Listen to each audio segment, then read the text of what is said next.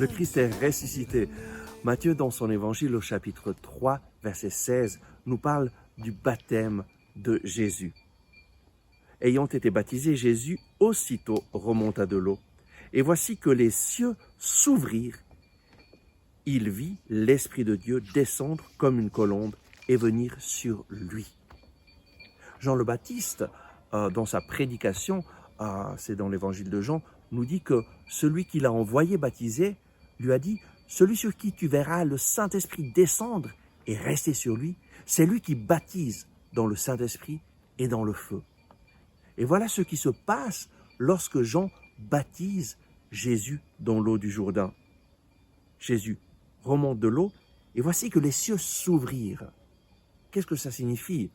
En fait, les cieux, dans la Bible, cette parole, les cieux, ce n'est pas tellement le ciel physique que nous voyons, mais c'est cette dimension spirituelle de l'invisible où se trouve Dieu.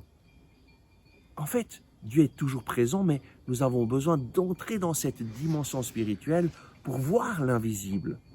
Et Jean-Baptiste voit l'invisible, voit le Saint-Esprit qui descend sur Jésus, mais il descend comment? Sous la forme d'une colombe. Jean vit l'Esprit de Dieu descendre comme une colombe et venir sur Jésus. Pourquoi est-ce qu'il vient comme une colombe et pas comme de l'huile, de l'eau ou du feu? En fait, le Saint-Esprit se manifeste dans nos vies et les images que nous donne la Bible manifestent quelque chose du Saint-Esprit. La colombe, c'est le symbole de la paix. Jésus est celui qui vient nous donner la paix avec Dieu. Le Saint-Esprit descend sur Jésus sous la forme d'une colombe pour nous manifester cette mission de Jésus, de nous donner la paix avec Dieu. Jésus, en mourant sur la croix, s'est offert en sacrifice d'expiation pour nos péchés. Le salaire du péché, c'est la mort, la séparation de Dieu pour toujours. Et ça, c'est horrible, parce que Dieu nous a créés pour lui, pour vivre constamment avec lui.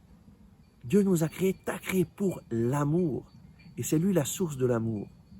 Mais la conséquence du péché, c'est la séparation de lui.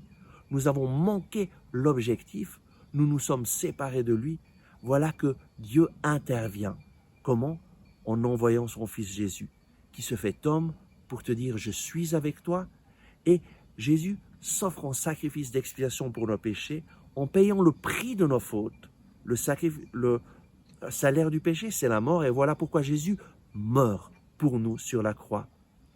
Jésus est notre paix. Jésus est ta paix. Accueille-le dans ta vie, et tu feras l'expérience que lui te met en paix avec Dieu. Je me rappellerai toujours le jour où j'ai accueilli consciemment Jésus dans ma vie, à l'âge de 22 ans, c'était le 26 janvier 1991. Et là, j'ai eu vraiment l'expérience de son amour, de son pardon, et de retrouver la paix intérieure. Et cette paix qui continue. Pourquoi? Parce que j'ai cette certitude. Jésus est mon sauveur. Jésus m'a réconcilié avec le Père. Jésus a déjà payé le prix de toutes mes fautes.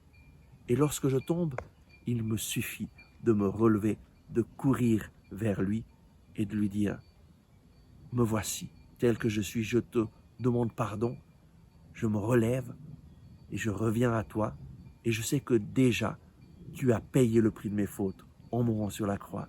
Jésus est notre paix. Accueille-le dans ta vie, accueille son pardon. Et alors ta vie sera transformée.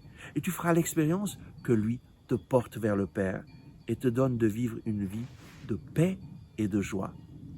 Amen.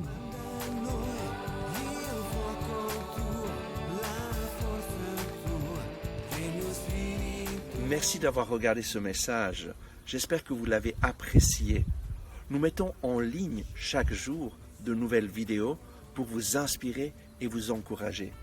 Donc, n'oubliez pas de vous abonner à cette chaîne, de cliquer sur le bouton j'aime et d'activer les notifications. Si vous avez aimé ce message, je vous invite à le partager avec vos amis.